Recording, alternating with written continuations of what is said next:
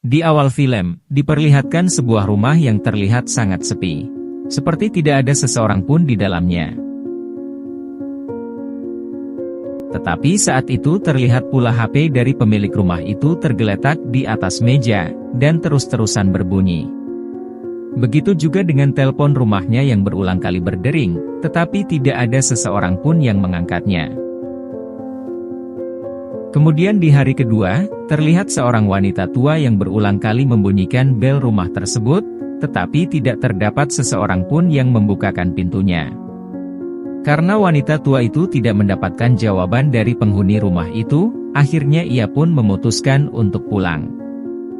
Kemudian di hari berikutnya, wanita itu pun kembali berkunjung ke rumah tersebut, tetapi sama seperti sebelumnya ia tetap tidak mendapatkan tanda-tanda dari penghuni rumah tersebut. Merasa keadaan itu ada yang tidak beres. Ditambah lagi wanita itu mencium bau yang sangat menyengat dari dalam rumah itu, akhirnya wanita tua itu pun memanggil tetangganya untuk membantu mengecek keadaan rumah tersebut. Kemudian pria itu pun berulang kali mengetuk dan memanggil pemilik rumah itu. Tetapi sama saja mereka tetap tidak mendapatkan jawaban.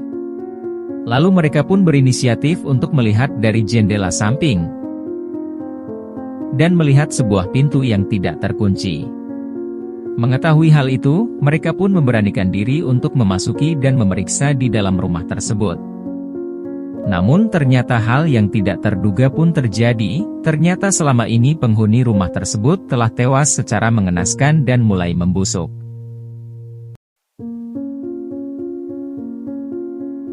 Setelah beberapa saat, akhirnya pihak kepolisian dan tim forensik pun mendatangi lokasi peristiwa pembunuhan itu, dan langsung melakukan penyelidikan di tempat kejadian perkara, kemudian mengevakuasi jasad pria itu.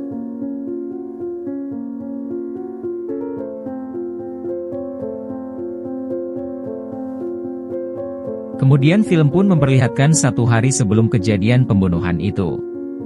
Saat itu terlihat 2 orang pria yang sedang berada di dalam sebuah bajai, menunggu dengan dendam membara untuk menghabisi korbannya.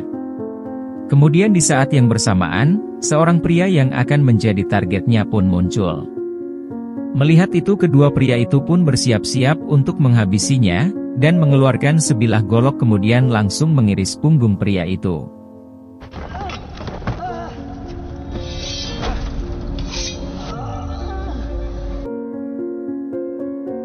Saat pria tua itu ingin membunuhnya, tiba-tiba saja terdapat sebuah mobil yang akan melintas. Merasa situasi itu tidak aman, mereka pun memutuskan melarikan diri dan melanjutkan rencana kedua.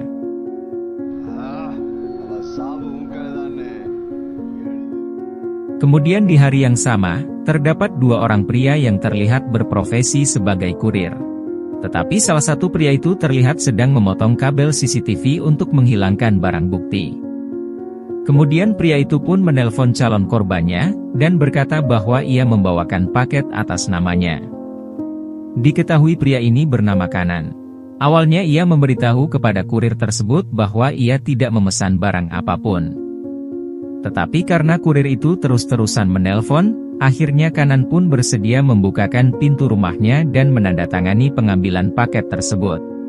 Namun secara tiba-tiba kurir itu pun langsung menikam leher korbannya, dan menyeretnya ke dalam rumah. Di masa sekarang, terlihat beberapa polisi sedang memeriksa berkas kejadian pembunuhan itu, kemudian mereka menemukan bahwa pria itu telah tewas selama 5 hari. Lalu polisi itu pun kembali mendatangi TKP untuk melihat CCTV di sekitar lokasi kejadian. Namun diketahui saat kejadian pembunuhan itu terjadi, kabel CCTV itu telah diputus. Tetapi salah satu warga di sana berinisiatif untuk memperbaikinya 1 hari setelahnya. Dikarenakan di hari pembunuhan itu terjadi, terdapat seorang wanita yang sedang hamil menjadi korban pembegalan. Dan agar kejadian itu tidak terulang kembali, pria itu pun memutuskan untuk memperbaiki CCTV tersebut. Namun sialnya dikarenakan ia tidak melaporkan kejadian itu kepada kepolisian, sehingga pihak kepolisian sedikit mencurigai pria itu atas dugaan menghilangkan barang bukti kasus pembunuhan tersebut. Kemudian polisi itu pun kembali menanyai salah satu tetangganya yang seorang wanita. Lalu wanita itu pun menceritakan bahwa korban pembunuhan itu baru 5 bulan menempati rumah tersebut. Dan pada suatu hari wanita itu pernah melihat Kanan dan istrinya yang bernama Vidya bertengkar hebat. Diketahui ternyata selama ini Kanan mempunyai 2 orang istri. Dan penyebab ia bertengkar, dikarenakan Vidya yang tinggal bersamanya mengetahui bahwa suaminya itu memiliki istri selain dia. Dan faktanya selama ini ia dijadikan istri simpanan oleh Kanan suaminya. Sehingga wanita itu pun datang bersama ibunya dan mengancam akan menuntutnya.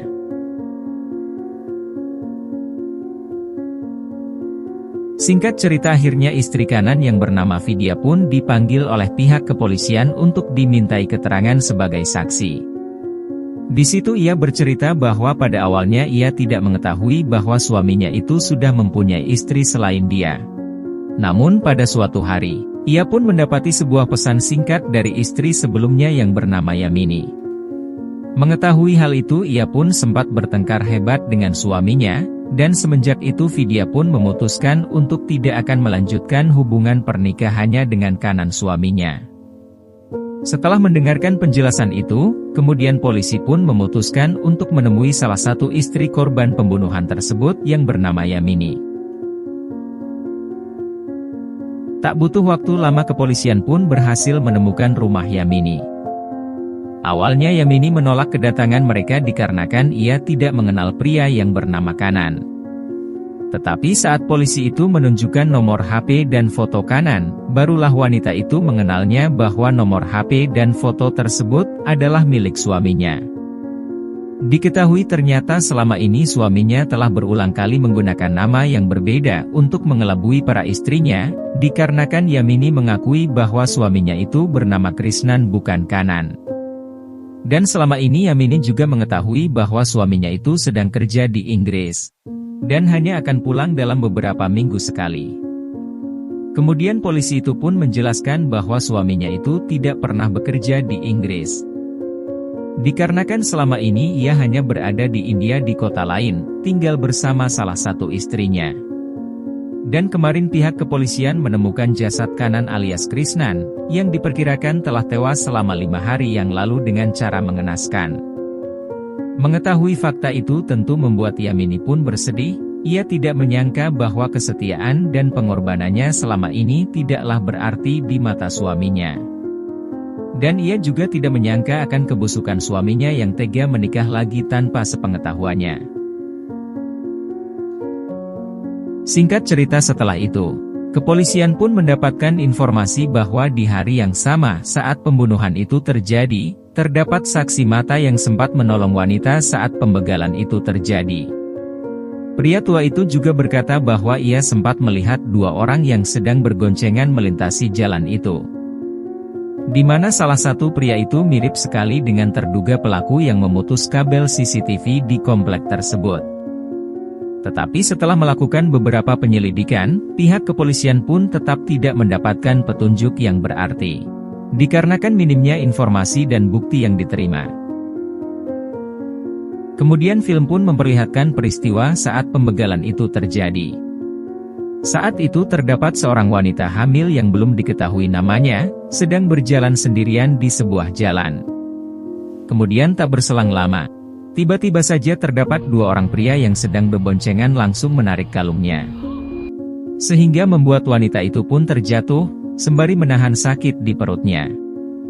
Lalu di saat itu juga, terdapat pria tua yang tanpa sengaja melihat kejadian itu, dan langsung menolong wanita tersebut.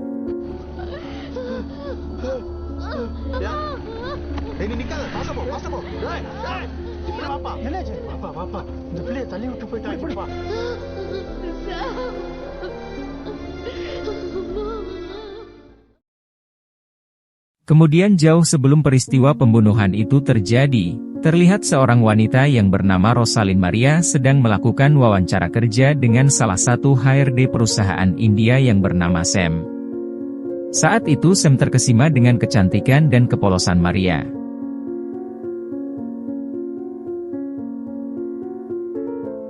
Sehingga ia pun merobek hasil ujiannya dan langsung menerimanya di perusahaan tersebut. Sejak pertemuan itu, Sam dan Rosie pun terlihat lebih sering bersama di luar maupun di dalam kantor. Sehingga membuat keduanya saling jatuh cinta dan memutuskan untuk menjalin hubungan sebagai sepasang kekasih. Hingga pada suatu hari ibunya pun seringkali memergoki putrinya menelpon hingga larut malam, dan pulang dengan diantar seorang pria. Karena itu ibunya pun meminta kepada putrinya agar ia membawa lelaki tersebut untuk menghadap ayahnya dan membicarakan tentang hubungan mereka. Di keesokan harinya terlihat Sam sudah berada di rumah Rosie kekasihnya, dan menghadap kedua orang tua Rosie. Di situ ayahnya Rosie berkata bahwa putrinya adalah anak satu-satunya yang mereka miliki. Dan ia lahir di saat usia pernikahan mereka menginjak 12 tahun. Kemudian ayahnya pun berkata bahwa jika kau serius untuk menjalin hubungan dengan putriku, maka kau harus pindah agama dan membawa keluargamu untuk melamar Rosie. Kemudian dengan percaya diri Sam pun menyanggupi permintaan mereka.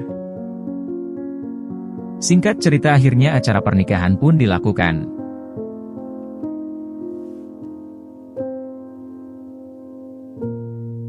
Di awal pernikahan, mereka terlihat menjalani kehidupan yang penuh sukacita.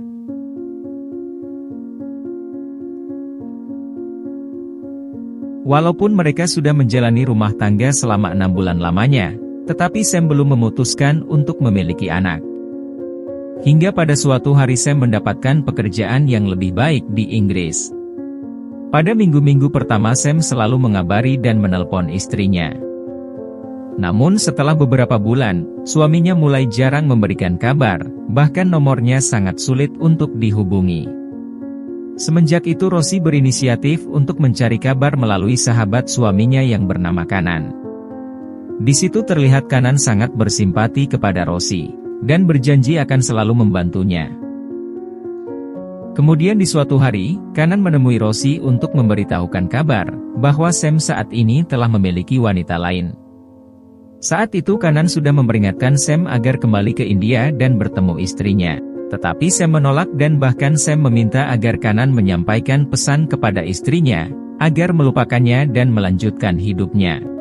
Mendengar semua itu Rosie pun dengan sangat terpaksa untuk melupakan suaminya tersebut. Tetapi di situ Kanan berkata bahwa ia dapat membantu Rosie dan siap untuk menjadi pengganti suaminya, dan siap untuk menjaganya dan kedua orang tuanya. Dikarenakan Rosie tidak sanggup untuk memberitahukan masalah hubungannya dengan Sam kepada orang tuanya. Dikarenakan ayahnya yang sudah tua renta dan sakit-sakitan. Atas ketulusan yang terucap dari mulut Kanan, akhirnya Rosie pun mau menerima Kanan menjadi pengganti suaminya. Singkat cerita setelah beberapa bulan telah berlalu. Hubungan Rosie dan Kanan pun tidak jauh berbeda dengan pernikahan sebelumnya. Bahkan hingga saat ini Kanan memerintahkan kepada istrinya untuk menggugurkan kandungannya untuk kedua kalinya. Dengan alasan bahwa perekonomian mereka belum mendukung untuk memiliki anak. Kemudian film pun memperlihatkan kejadian saat Sam dan Rosie masih sepasang suami istri. Terlihat saat itu Sam tinggal bersama sahabat baiknya yang ternyata adalah Kanan. Kemudian ia meminjam HP milik Kanan dikarenakan baterai HP-nya yang habis. Di saat itu Sam masih menghubungi Rosie seperti biasa yang ia lakukan setiap harinya. Lalu di suatu hari, saat itu Kanan dan Sam pergi ke suatu bar untuk menikmati waktu libur. Kemudian di saat itu pula Sam sedang digoda oleh seorang wanita dan mengajaknya untuk tidur bersamaan. Sam yang saat itu adalah pria baik-baik. Ia pun lantas menolak ajakan tersebut dan berkata bahwa ia telah menikah dan mempunyai istri yang baik. Tetapi di situ wanita itu pun terus-terusan menggodanya dan mengajaknya untuk tinggal bersamanya malam ini. Akhirnya Sam pun luluh dan untuk pertama kalinya ia mengkhianati istrinya. Kemudian di pagi harinya, Sam kembali ke apartemen Kanan.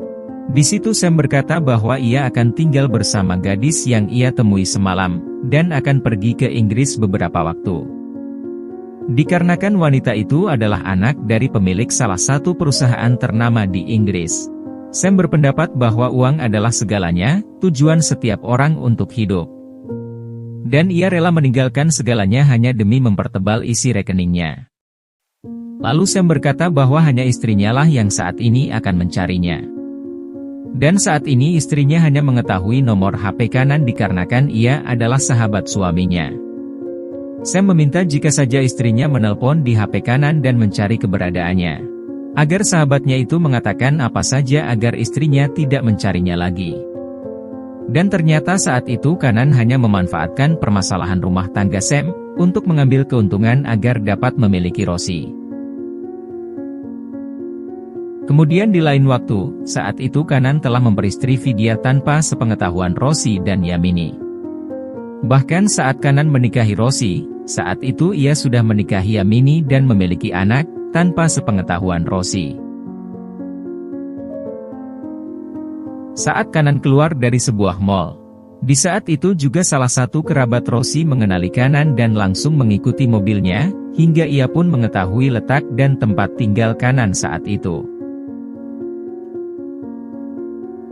Kemudian berita itu pun sampai ke telinga orang tua dan keluarga besar Rosie. Saat itu paman Rosie tidak terima akan perbuatan kanan yang telah berselingkuh. Tetapi Rosie yang juga sedang berada di sana berkata, mungkin ini adalah takdir dan jalan hidupnya yang harus ia jalani. Dan ia pun ikhlas menerima semua kenyataan ini. Tetapi pamannya tetap tidak terima dan berniat untuk menghabisi kanan. Pamannya berkata jika Sam tidak bisa membawanya ke surga, apakah kau tetap akan rela jika kanan yang akan mengantarmu ke neraka? Mendengar itu semua membuat Rosie hanya terdiam dan mengikuti apapun yang akan dilakukan pamannya. Dan ternyata orang yang memutus kabel CCTV, dan orang yang berada di dalam bajai yang ingin membunuh kanan, adalah orang-orang suruhan dan pamannya Rosie sendiri. Dan saat peristiwa pembunuhan itu terjadi, itu semua dilakukan oleh keluarga besar Rosie.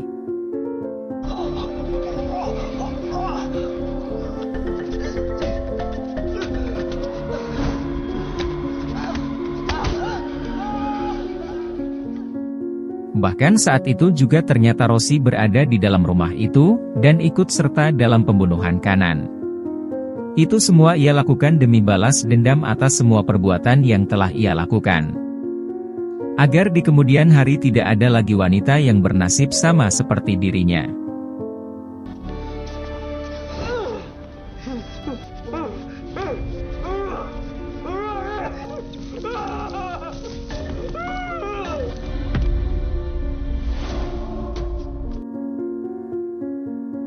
Kemudian setelah itu ia pun pergi meninggalkan rumah itu dengan berjalan kaki. Dan faktanya wanita yang mengalami pembegalan yang tidak jauh dari tempat kejadian pembunuhan itu, adalah Rosie sendiri. Dan tentu saja itu semua adalah rencana yang sudah mereka atur sebelumnya. Kemudian terlihat Rosie yang menyebutkan nama Sam dengan penuh dendam, seakan-akan ia akan mengincar Sam selanjutnya.